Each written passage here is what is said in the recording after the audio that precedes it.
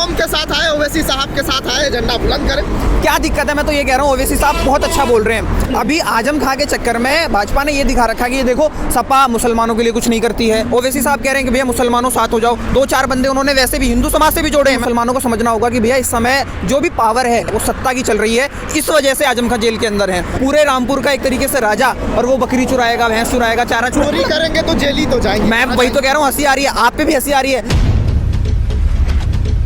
आजम खान को लेकर बहुत सारी बातें हो रही है। आजम खान को लेकर क्या कहेंगे? 7 साल की सजा हो गई आज। देखो, जिससे डर होता है ना उससे दूरी बना के रखना पड़ता है। तो आजम खां से डर है, अगर वो बाहर रहेंगे तो एक बड़ा वोट बैंक जो है वो उनके साथ रहेगा।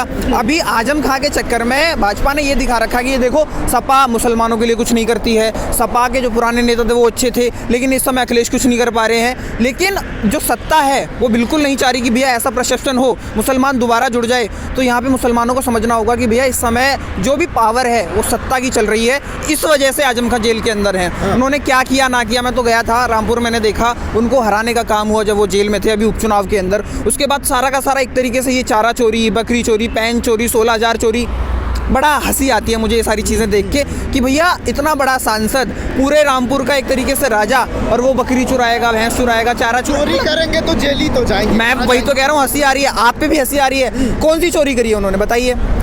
इतने सारे इल्जाम है। उन्होंने जमीन घोटाले का इल्जाम लगा, अली जौहर यूनिवर्सिटी का जो गेट है, यूनिवर्सिटी उन्होंने अपने लिए बनाई थी, ठीक है, जमीन घोटाला है। जहाँ तक मुझे मालूम है उनके बैंक अकाउंट में जब जांच पड़ताल हुई 4,000 एक मिले, 16,000 रुपए एक मिले, उससे ज्यादा कुछ है। अब देखिए सजा काट रहे, आज भी एक पे सजा हो गई। अपने ही धोखा देते हैं ना। कौम के साथ आए, ओवैसी साहब के साथ आए, झंडा बुलंद करें। क्या दिक्कत है? मैं तो ये कह रहा हूँ ओवैसी साहब बहुत अच्छा बोल रहे हैं। एक कमी गिना दूं अगर आपको बुरा ना लगे, वो ये कह रहे हैं कि आए मेरे दिल मुसलमानों जाग जाओ। जब ये बात वो बोलते हैं ना तो जो दूसरा पक्ष हिंदू है उसे ऐसा लगता है ये हमें टक्कर देने की बात कर रही है, हमारा विरोध करने की बात कर रहे हैं। बस इसी चीज़ को हमारी दोनों कौम को समझना है। एक तरफ जो हिंदुत्व का यहाँ पर बोला जा रहा है कि भैया हाँ हिंदुत्व के नाम पे हमारी पार्टी चल रही है, उसी तरफ ओवैसी साहब कह रहे हैं कि भैया मुसलमानों साथ हो जाओ। दो चार बंदे उन्होंने वैसे भी हिंदू समाज से भी जोड़े हैं, मैं मानता नहीं हूँ, और राजनीति में उन्हें हक मिला है, संविधान ने उन्हें हक दिया है चुनाव लड़ने का, हर जगह अपना झंडा गाड़ने का, अपनी पार्टी को मजबूत करने का। दलित, शोषित, वंचित लिखा होता है हर जगह पर, लेकिन उनके मुंह पे मुसलमान भी लिखा होता है। संसद में बात करते हैं, अच्छी बात करते हैं, संविधान के साथ बात करते हैं, लेकिन मैं आपको गिनाना क्या चाह रहा हूँ, वो उस चीज़ को बोलना गलत है क्या? मैं मना ही नहीं कर रहा भैया, लेकिन उससे एक दूसरी जो कौम है वो आहत हो रही है। आप बात करिए, लेकिन उस हिसाब से बात करिए कि दूसरे को बुरा ना लगे। और आप के लिए बोल कौन रहा है? कौन नहीं बोल रहा है?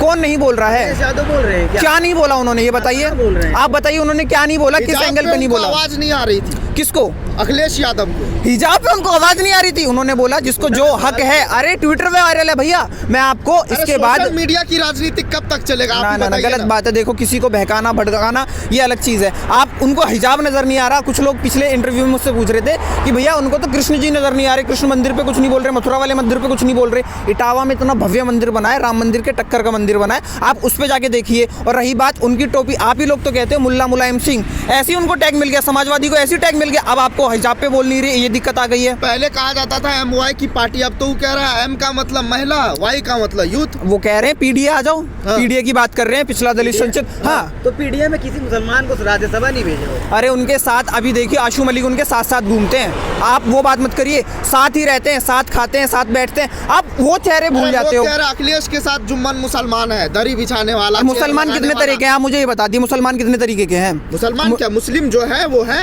हाँ वही तो मैं कह रहा हूँ। अब तुम कह रहे हो दरी बिछाने वाला। अभी अगर बहुत सारा सिस्टम उनको दे दिया, अभी मैं कह रहा हूँ आशू मलिक को देख लीजिए, साथ में रहते हैं। अगर वो एक बार भी ये कह दे, हाँ मुंबई के अंदर अबू हाजमी जो है वो उनके लिए ये कहने को तैयार है कि मैं इस पार्टी में हमेशा रहूंगा और इसका सम्मान करूंगा, मुझे कोई पद ना मिले। मतलब वो क्या है उनकी मेंटलिटी। वाले मुसलमान है, लोग कह रहे हैं। गलत बात कर रहे हो पत्रकार साहब, आप बिल्कुल गलत बात कर रहे हो। आप भड़का रहे हो मुसलमानों को एक तरीके से। देखो कोई मुसलमान ये नहीं कहता कि मुझे अलग अलग रहना है, और मुसलमानों को अगर हक नहीं मिलता ना, मैं आपको 10 नाम गिना दूंगा साथ में है, आप उन्हें दरी बिछाने वाला मत बताइए। वो नेतृत्व करते हैं, सांसद हैं, और सबसे ज्यादा जो टिकट बचती है ना, भाजपा को जोड़ लो, कांग्रेस को जोड़ लो, अगर सपा को बराबर का, सपा अगर किसी मुस्लिम बंदे को बराबर का हक ना देना तो मुझसे आगे कह देना। तो क्या किया उन्होंने मुसलमानों के लिए? क्या नहीं किया? मंत्री बना दिया, उससे क्या हो जाएगा? और क्या चाहिए, और क्या चाहिए आपको?